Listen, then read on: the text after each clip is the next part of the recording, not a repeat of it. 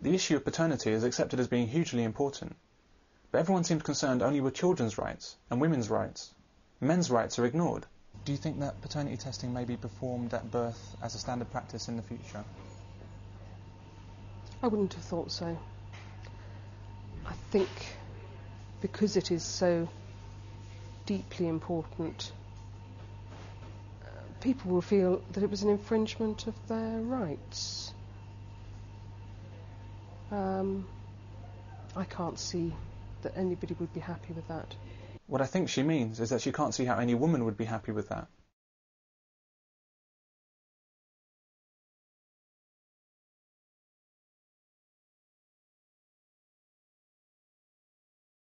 Taking the test can be life-changing, and our recommendation to people who call us up on a daily basis before they even do the test is, have you considered the consequences? Any effect on the child are not due to the results of a paternity test. They're due to the actions of the mother. I would think that the consequences for the man should be foremost.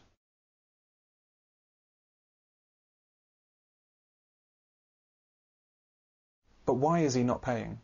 I would pay even less, £0 a week, for a child that I thought wasn't mine.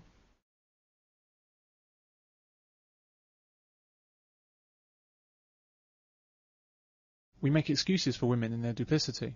Quite often I do find that when a man is not the father, the mother is very anxious about the results coming, and she will, because perhaps she already knows, she will be inquiring as to when the results are ready. She's more likely to ring up and say, why haven't I got my results yet? But sometimes mothers genuinely don't know. Sometimes they're surprised because of dates, but there is always another candidate. It's not that women are surprised or they don't know. They just don't care, as long as some man pays for their child.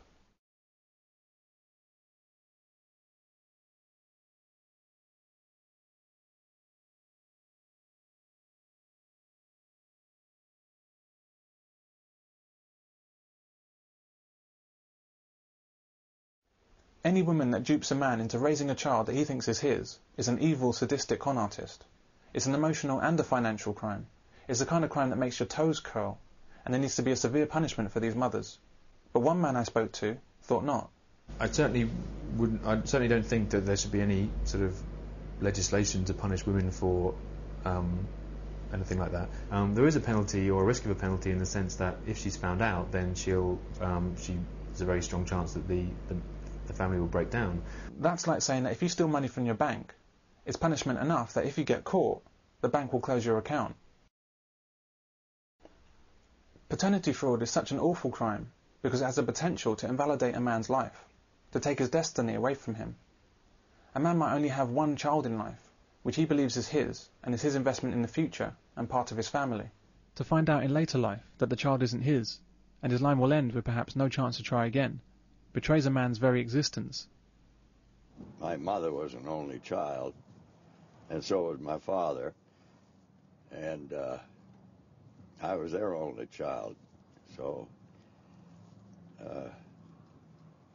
when I'm gone, I'm the end of the line. My family will be finished. A woman doesn't need to care who the father is. She fulfills her role as a woman by bearing the child. A man, however, is dependent on a woman to fulfill his role. At the time of writing, I can't think of a worse crime, a greater betrayal of trust, or a worse abuse of a man than paternity fraud. Yet it's not even considered a crime in our male-dominated society. However, if you were to slap your wife when you discover what she's done, well, that would get you locked up. That's abusive. There's no sense of outrage about the abuse being committed against men. When domestic violence is discussed, and wrongly blamed on men alone, there's outrage and demands for action and legal changes.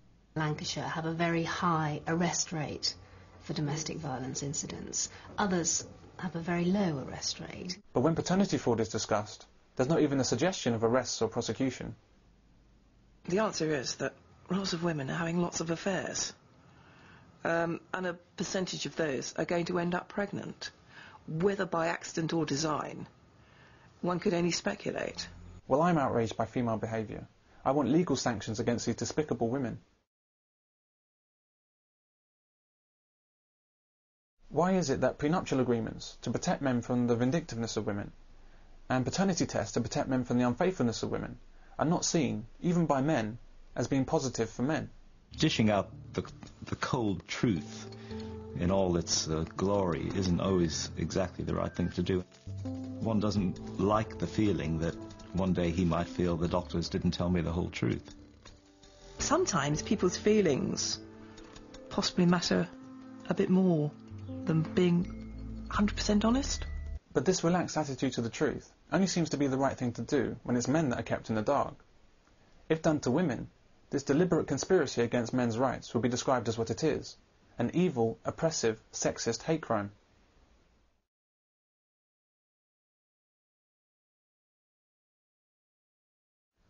Almost every man I've spoken to about this sees this as a negative issue of trust in the relationship. It's a bad thing for a man to seek a paternity test or a prenup. One of the things that makes marriages work is sort of not just, it's kind of mutual interest and trust. And if you have all these devices if you're constantly double checking everything your partner does, that could be corrosive of trust as being one of the main ways that keeps people together. So you might think, on the one hand, that would have the following obvious benefits of everyone knowing what's going on, but it might have more sort of deeper bad consequences of just... It's the same kind of argument people make about nuptial agreements, that a marriage contract, in principle, on paper it looks okay, but if it is an indication of, or a cause of, lack of trust between the partners, then that's not a good sign of a steady and successful marriage. I think that this shows just how thoroughly the psychology of men is suppressed in our society. The very idea of having a paternity test is defined by how she might feel, how the kid might feel, what it means for the relationship, what it means for trust, etc., etc. It seems that men will not demand fair rights, whereas women won't shut up about them. But I also think women should have a right to choose, and they should have a right to control their body, and that they should have an alternative, something that's safe. Let me understand this, though. Can I understand it? Why should a man have to keep himself ignorant and vulnerable in order to have a trustful relationship, when women make no equivalent sacrifice?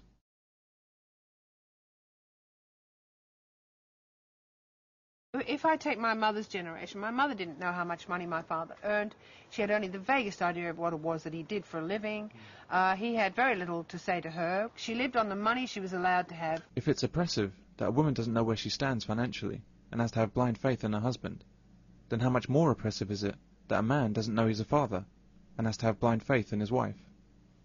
Faith that's all too often misplaced.